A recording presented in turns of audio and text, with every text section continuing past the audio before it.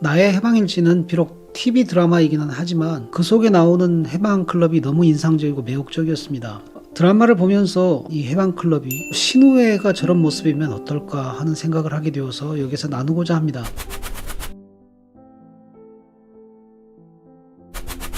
드라마 나해방에서 해방클럽이 결성되는 두 가지 동기가 나오죠. 첫 번째는 외적 결성 동기였습니다. 회사 내에서 동호회에 가입하라는 압력이 있었기 때문이죠.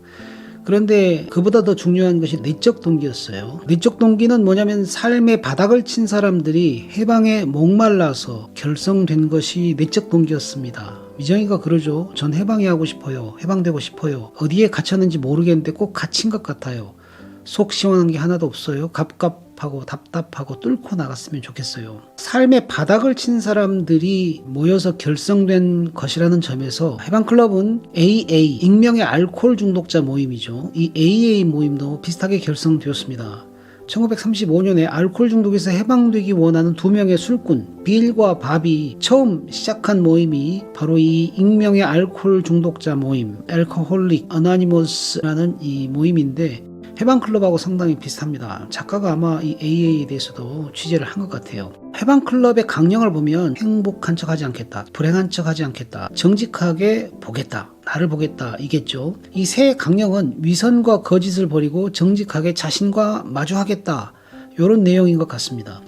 통상 해방은 해방신학이나 민중신학과 같이 구조적인 문제로부터 해방되는 것을 말하곤 했는데 드라마 나해방에서는 해방을 1차적으로 자기 자신 안에서 찾고 있다는 것, 이게 흥미로웠습니다. 해방을 막는 장애물이 자기 안에 있다는 것이죠. 이것은 첫 번째 해방클럽 모임에서 박상민 부장이 어딜 가나 속 터지는 인간들은 있을 거고 그 인간들은 절대로 변하지 않을 거고 그럼 내가 바뀌어야 되는데 라는 이 말에 잘 드러나 있습니다. 해방클럽의 목적은 사회해방이나 계급해방이 아닙니다. 각자의 해방입니다. 이것은 첫 번째 해방클럽 모임에서 일자형 테이블에 앉지 않습니까? 서로 마주보지 않고 다 같이 자기 앞을 바라보는 그 장면에서 보여지고 있는데요. 비록 모임으로 모이기는 했지만 그 모임 멤버들이 각자 자신의 해방의 과제를 풀어나가는 것이 이 해방클럽의 특징이었습니다. 모두가 해방이 필요하다는 점에서는 같지만 각자의 해방의 과제는 조금씩 달랐습니다. 미정은 자기 연민으로부터, 박 부장은 시계 보는 습관에서 태우는 무력감으로부터, 향기는 거짓 웃음으로부터 해방되어야 했습니다. 각자의 해방에서 해야 할 가장 큰 과제는 뭐냐? 각성입니다. 드라마는 무지와 위선으로부터 각성될 필요가 있다 이렇게 말하고 있죠. 그래서 해방클럽의 첫 번째 과제는 어디에서 해방되어야 하는지 분석하는 것에서부터 시작했습니다. 무지는 거대한 합의 때문에 더 큰 문제를 만들어내죠. 서로 근본적인 질문을 하지 않기로 합의해버린 그 사회적 합의가 압력을 행사합니다. 그래서 해방의 과제에 무지한 자들의 카르텔에 의해서 사람들은 해방의 필요를 깨닫는 것이 더 어려워집니다.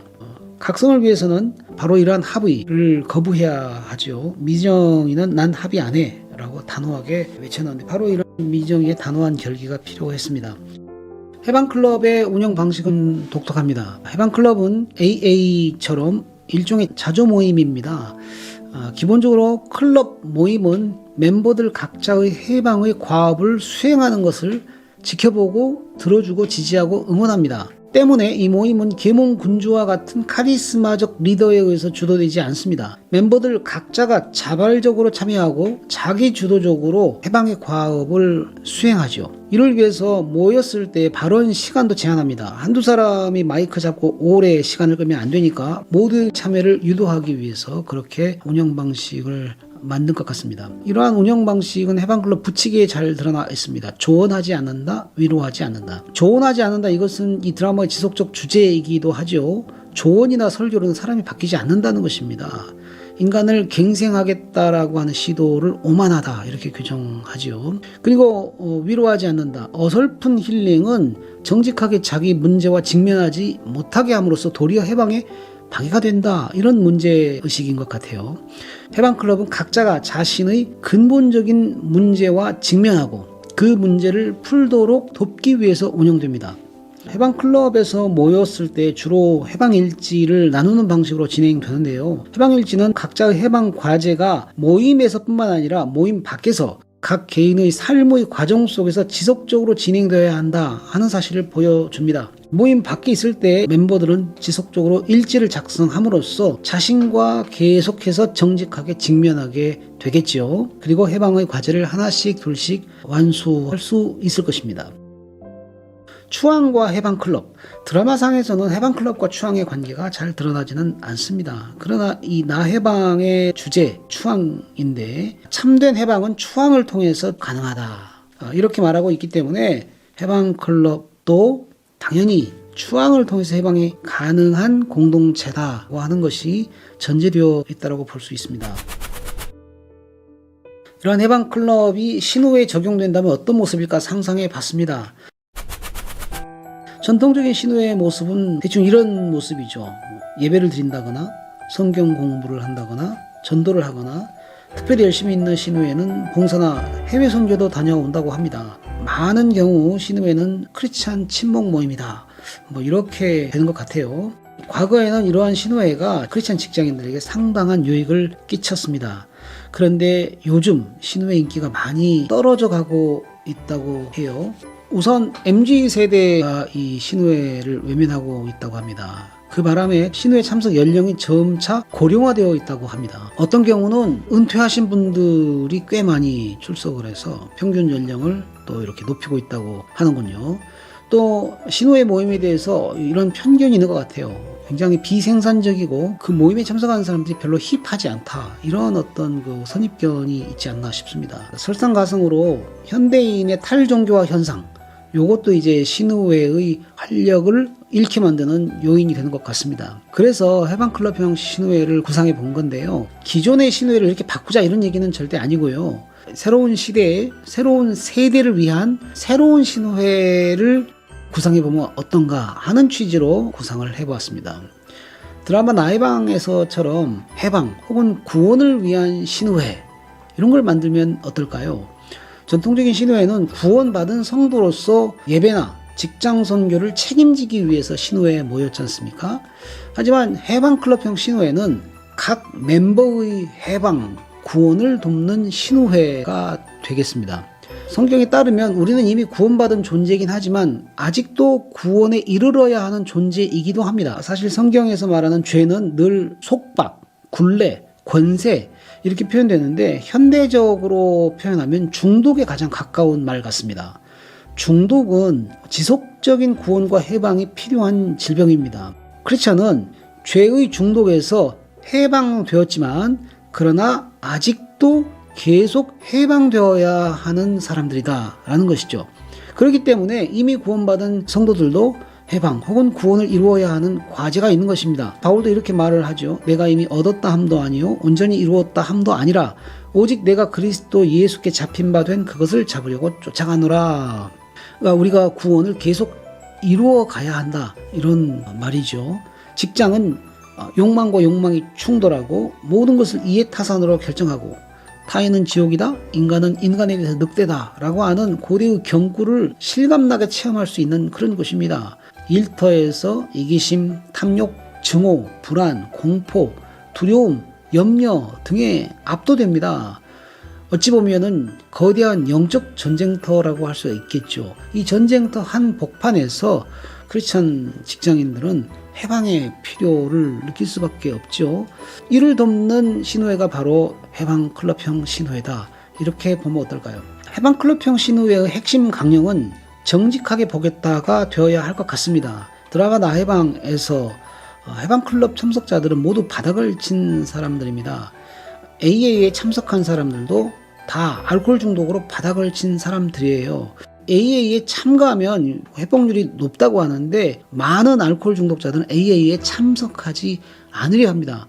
왜냐하면 자신이 알코올 중독자다라고 하는 그 사실을 인정할 수 없기 때문이죠.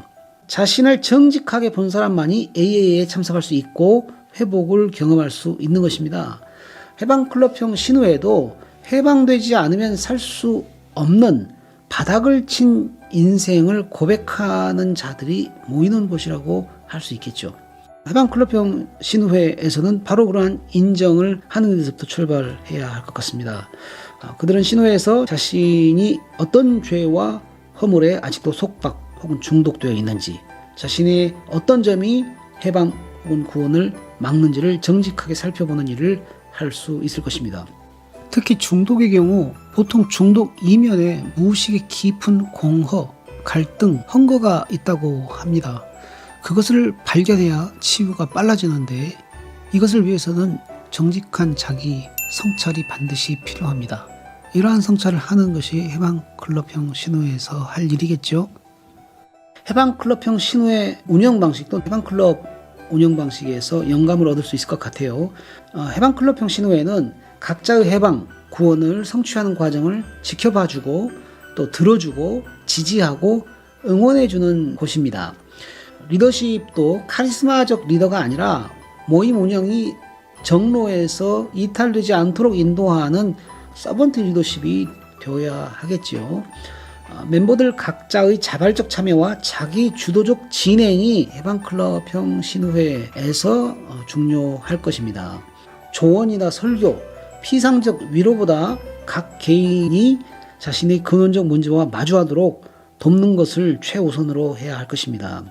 나의 방에서 해방일지를 쓰듯이 해방클럽형 신우회에서도 영성일기를 쓰면 어떨까 생각해 봅니다. 전통적인 신우회는 일주일에 1시간 정도 모임에 국한되지 않습니까? 그래서 모였을 때는 굉장히 거룩 모드였다가 모임이 딱 끝나면 다시 이제 세속 모드로 돌아간단 말이죠.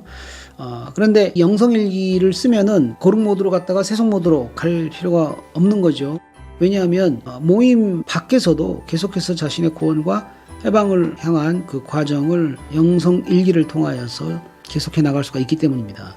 해방클럽형 신우회에 참석하는 사람들은 각자의 영성일기를 쓰면서 매 순간 자신의 내면에 일어나는 그러한 역동을 추적할 수 있을 것입니다. 해방클럽형 신우회는 서로를 향해서 추앙하는 아가페 공동체가 되어야 하겠죠. 추앙하고 추앙받을 때 해방될 수 있다, 이렇게 볼 수 있을 것 같습니다. 추앙, 곧 아가페는 그리스도로부터 오는 하나님의 사랑임을 상기하는 모임이 바로 이 신우회가 되어야 하겠습니다. 더 나아가서 해방클럽형 신우회에서 이러한 추앙이 각자로 하여금 원수사랑으로까지 나아갈 수 있도록 격려할 수 있지 않을까 생각해 봅니다. 해방클럽형 신우회는 전도나 선교는 하지 않나요? 그렇지 않죠. 해방클럽형 신우회는 종교성이 상대적으로 약하기 때문에 도리어 비기독교인들에게 열린 모임이 될 수 있다고 생각합니다. 그리고 AA 12단계에서 맨 마지막 단계는 중독에서 해방된 중독자들이 다른 중독자를 인도할 수 있다, 이렇게 규정하고 있는데요. 이 신우회 모임을 통하여서 해방된 만큼 다른 사람들에게도 전도할 수 있을 것입니다. 드라마의 한 모티브에 불과한데 너무 과몰입하고 있는 것은 아닌가? 또 이런 신우회가 현실성이 있을까 하는 여러 가지 생각들이 자꾸 들었습니다. 하지만 드라마가 너무도 놀라운 통찰력을 제공해 주어서 이대로 흘려보내기 아쉬운 마음에 이런 구상도 해보게 되었습니다. 혹 이러한 구상이 하나님의 뜻에 합하다면 열매로 맺혀질 수 있기를 소망해 봅니다.